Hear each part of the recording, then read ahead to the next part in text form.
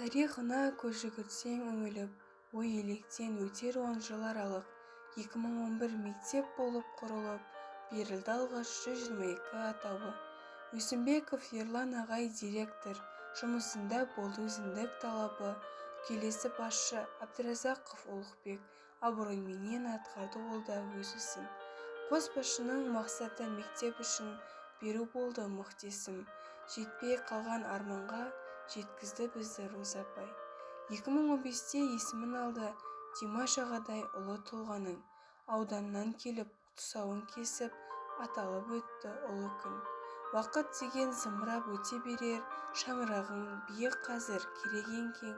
Талай шәкірт тәрбиелеп білім бердің, қанаттарын қатайтып түлектердің.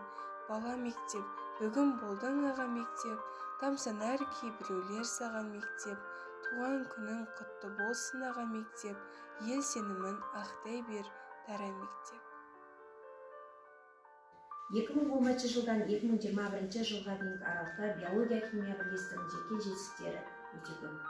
Айта кететін болсақ, Абылаева болсын, Молдабекова Жаудыр, Сұлтан Данияр ағайлардың оқушылары пән олимпиадасынан аудан көлемінде бірінші орын алып, облыс көлемінде жолдама алып, облыс көлемінен бірінші орын алып, республикаға жолдама алды.